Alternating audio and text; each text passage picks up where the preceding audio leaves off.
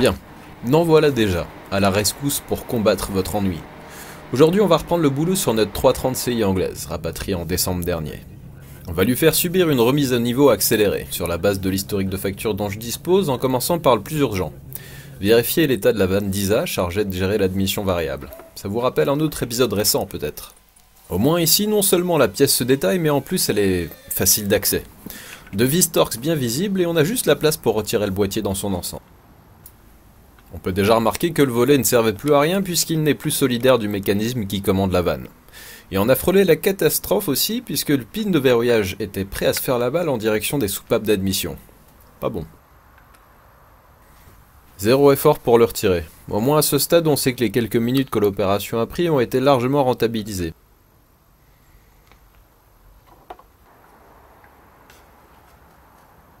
J'ai commandé un kit permettant de fiabiliser l'ensemble pour une somme modique, mais en attendant j'ai trouvé une vis dont les dimensions sont parfaites pour remonter le boîtier sans causer de prise d'air. En plus, dans ce sens d'insertion, elle n'a aucune chance d'entrer dans le collecteur. Le kit commandé comprend un système de verrouillage plus sûr et un volet en aluminium qui survivra à la voiture dans tous les cas.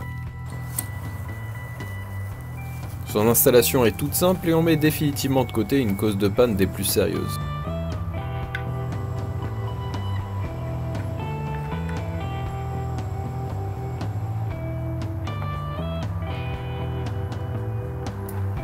L'étape la plus longue a sûrement été celle durant laquelle il faut relier le mécanisme de la vanne à celui du volet. Mais avec un peu de patience, ce n'est rien d'insurmontable. Un petit test manuel de fonctionnement permet notamment de vérifier que la soupape d'air est bien étanche. Là, c'est nickel.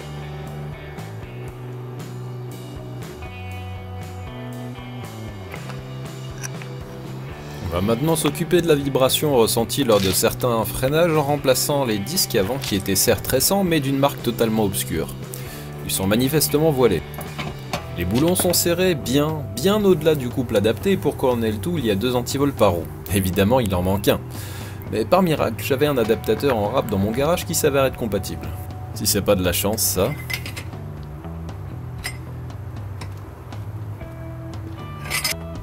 Pas de difficulté particulière ensuite pour retirer les 2 boulons maintenant l'étrier pour le glisseur du disque, puisqu'il n'y a quasiment pas d'usure sur celui-ci.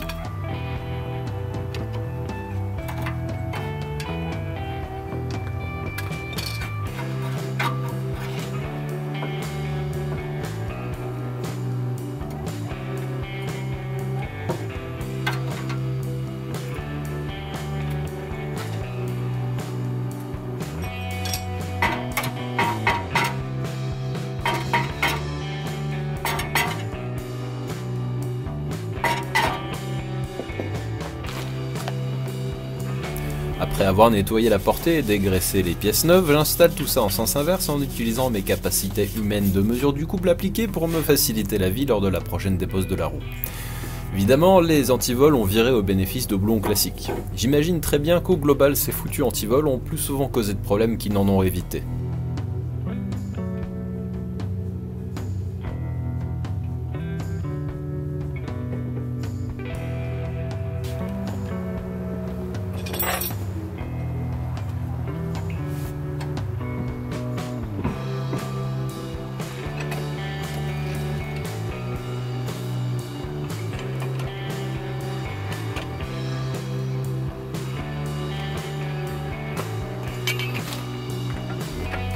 Je vous épargne l'opération réalisée du côté opposé, je vois pas bien ce que ça vous apporterait de plus.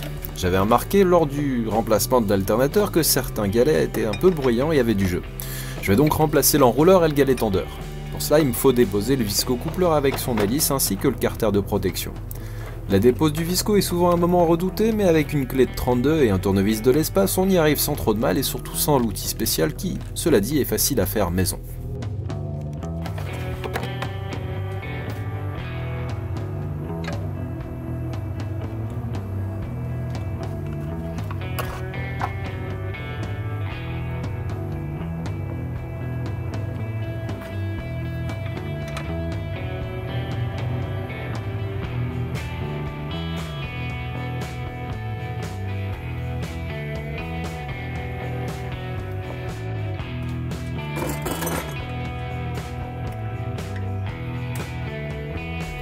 Une fois cette opération réalisée, je vais m'attaquer à un impératif en prévision du contrôle technique. Le faisceau des phares est réglé pour une circulation côté gauche et malheureusement, sur ce modèle, aucune bidouille n'est possible, du moins pas sans collage d'autocollants discutable sur leur glace. J'ai donc acheté une paire d'optiques neuves conçues pour nos contrées civilisées puisque circulant du bon côté, soi-disant. En temps normal, c'est assez rapide à faire, mais avec le système de lave-phare présent ici, c'est nettement plus pénible. Je n'ai aucune envie de recommencer ça.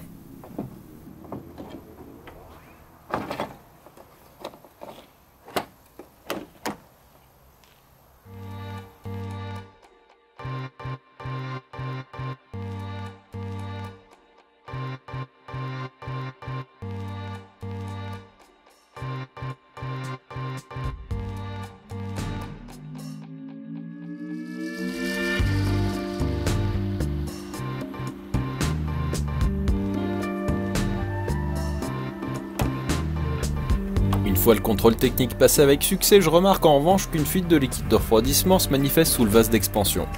Je connais le coup pour l'avoir déjà subi avec la 316 Ti. Il y a un tas de joints toriques qui ne demandent qu'à se laisser aller. Je vais donc tous les remplacer.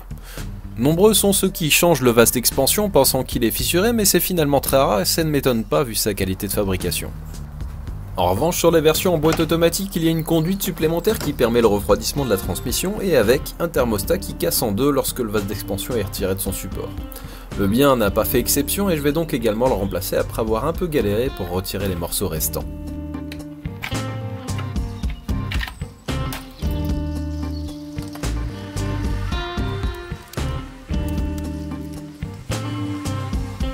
La plupart des joints toriques ne sont pas détaillés chez BMW, mais en chinant un peu sur le net, on finit par trouver les dimensions qui conviennent et par les commander en lot de 10 pour le dixième du prix que les pièces au global auraient coûté auprès du magasinier.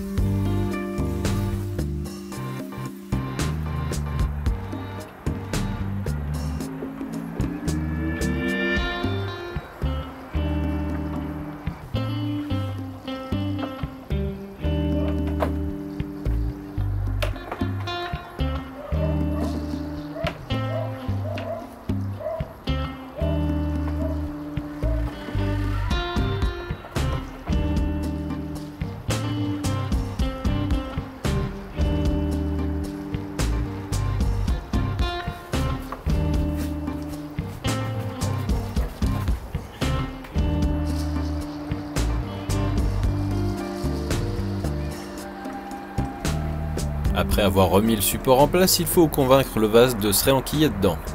Un peu de graisse sur les joints aide grandement lors de cette étape durant laquelle il serait aisé de casser quelque chose. Après avoir de nouveau rempli le système et effectué la purge, on constate avec satisfaction que notre allemande n'est plus incontinente.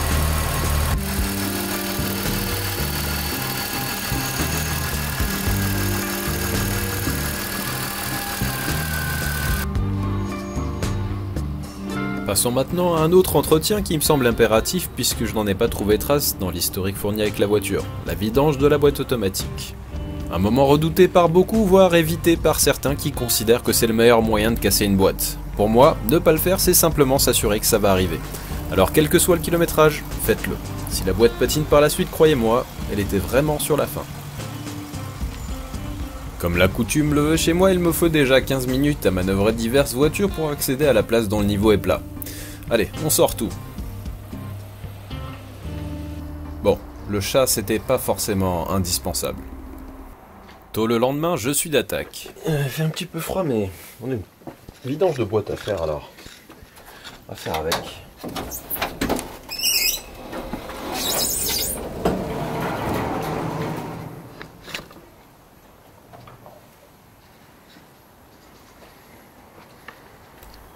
On va comme d'habitude commencer par la lever tout en gardant le niveau à 0 autant que possible.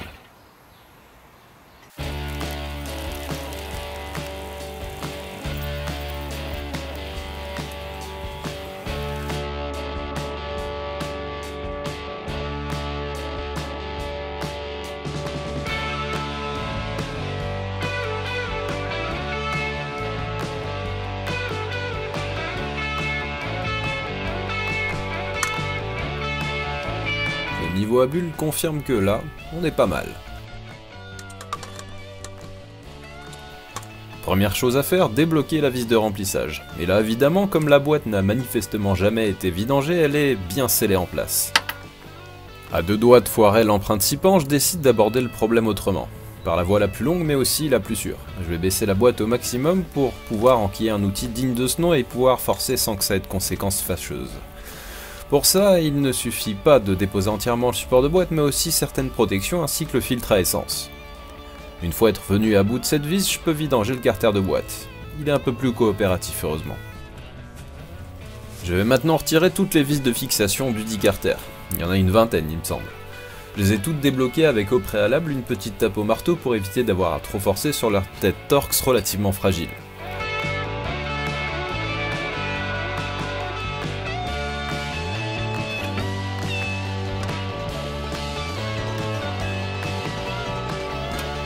On peut déjà voir la crépine qu'on viendra retirer plus tard quand l'huile aura fini de couler. Une fois le récipient totalement vidé, je vais pouvoir bien en nettoyer le fond qui est couvert de résidus de friction provenant des isques d'embrayage de la boîte. Au préalable, il est plus facile d'enlever les aimants qui sont chargés de retenir les particules les plus grosses, le plus souvent issues de la période de rodage de la boîte. Enfin, ça c'est ce qu'on espère en tout cas.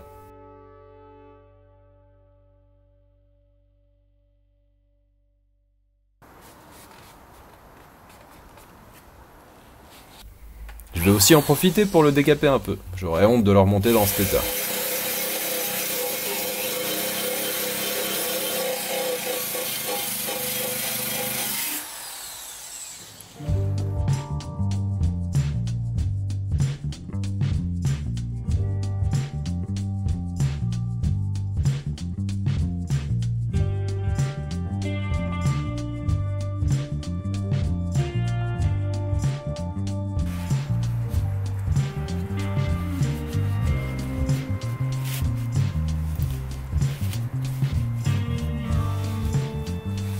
Une fois bien dégraissé, je peux passer une première couche de protection efficace contre la rouille.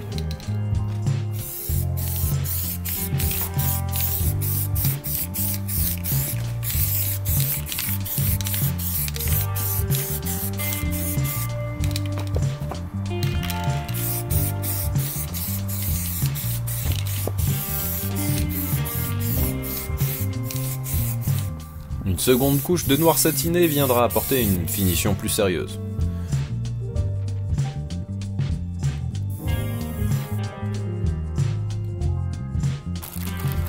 On peut maintenant déballer la crépine que je vais de ce pas installer sous la boîte. Enfin, avant tant qu'à me mettre sous la voiture, j'en profite pour nettoyer le plan joint avec une lame de cutter. La crépine rentre en force avec un joint torique qui permet de la verrouiller en place puis de serrer les deux vis Torx qui la fixent au bloc hydraulique.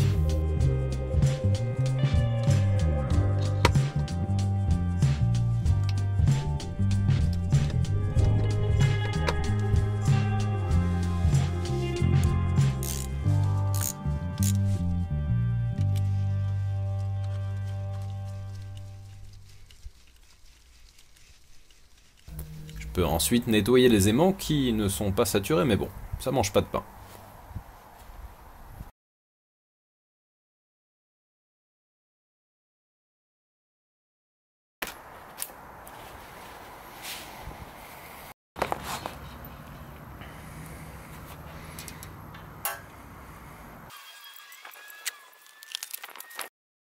Avant de remettre le carter en place, je vais déposer une fine couche de joint en pâte qui permettra au joint papier de rester en place, bien aligné avec les trous de passage des vis. Justement, les vis, elles sont pleines de cambouis. Ça serait pas une très bonne idée de les remonter comme ça. Je vais donc les dégraisser et les décaper avant tout.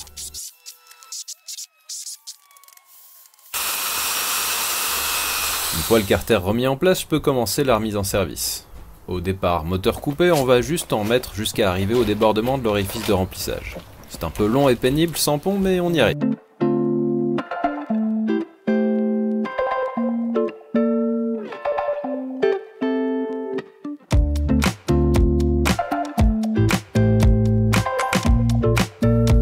Une fois qu'un filet d'huile dégouline, on peut revisser temporairement le bouchon. On va maintenant connecter de quoi lire la température de la boîte pour aller faire un premier cycle de remplissage en démarrant le moteur, puis en passant sur les différents modes de fonctionnement. On entend nettement la boîte aspirer le contenu du carter d'ailleurs.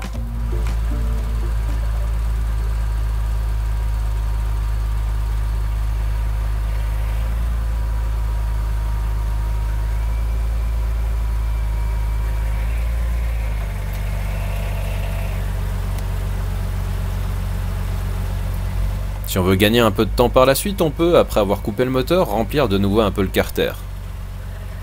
Ensuite, boîte en neutre ou en parking, il faut repasser sous la voiture, moteur tournant pour poursuivre le remplissage. Arrivé entre 35 et 40 degrés, il faut qu'un filet d'huile s'échappe de l'orifice de remplissage. Normalement, on a juste le temps pour rajouter la quantité nécessaire, c'est assez pratique. Sinon, ça implique d'attendre que la boîte refroidisse un peu pour recommencer puisque le niveau monte avec la dilatation du liquide. Voilà une bonne chose de faite. Si tout va bien, je ferai de nouveau une vidange de boîte dans quelques milliers de kilomètres.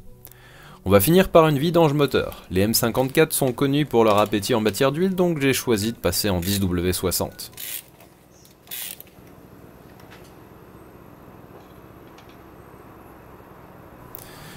Avant de remettre en place le filtre neuf, on peut déjà remplir le réservoir du filtre. Ça ne peut qu'être meilleur pour le démarrage qui suivra.